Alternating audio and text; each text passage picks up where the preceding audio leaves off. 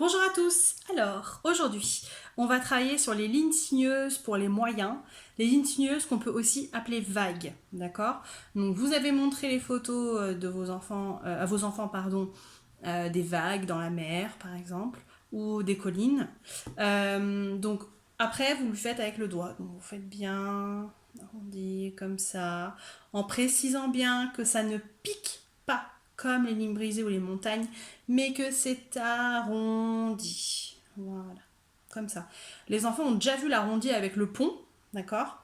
Nous, là, on est sur les vagues, les lignes sinueuses. Alors, moi, je vous demande d'expérimenter ça avec un lacet ou de la laine et des bouchons. Donc là, pour le coup, moi, j'ai pas de bouchons, donc j'ai mis des petits dés à coudre. Hop, que je place de manière uniforme. Et j'ai pris mon mètre de couturière.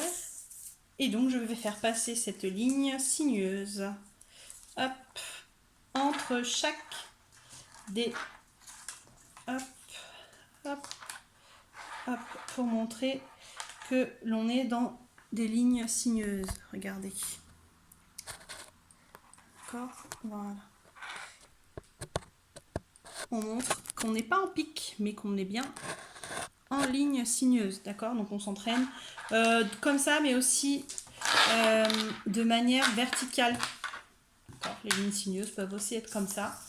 Donc je refais pareil, je fais passer mon mètre de couturière entre les dés à coudre. Hop, tac, tac. Hop, tout. Je vous mets ça. Voilà. Ensuite, l'autre étape, la dernière étape, c'est de tracer ces lignes sinueuses sur une feuille. Alors, du coup,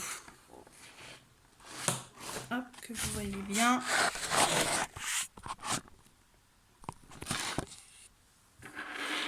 On va se mettre comme ça. Donc, on met nos petits dés de couturière ici pour nous aider à tracer. On prend un feutre et c'est parti. On passe au-dessus du dé en arrondi, on l'entoure et après on passe en dessous du dé suivant. Toujours en arrondi, on l'entoure et hop, on repasse au-dessus du suivant et on repasse en dessous de l'autre. D'accord? Au début, je pense qu'il faut vraiment beaucoup...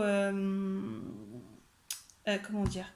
Et il faut que dans vos paroles, vous disiez bien au-dessus du premier, en dessous du deuxième, etc. etc. pour aider les enfants. Voilà, il faut que vous verbalisiez un maximum. Là, je peux faire la même chose en les rapprochant et du coup en faisant des vagues beaucoup plus petites.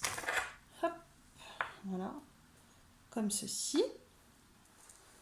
Ouais, comme ça. Donc pareil, je commence au-dessus, je vais en dessous du deuxième, je remonte au-dessus du troisième, je redescends en dessous du quatrième, je remonte au-dessus du cinquième et je redescends en dessous du sixième et dernier. Hop.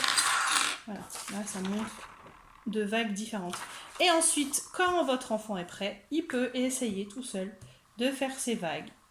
Au début, assez grandes, pouvoir avoir le temps de passer en dessous, au-dessus, en dessous, dessus. Puis après, plus petite. Faire des plus petites vagues. Et voilà. J'espère que c'est bon pour vous. Montrez-moi vos œuvres d'art. À bientôt.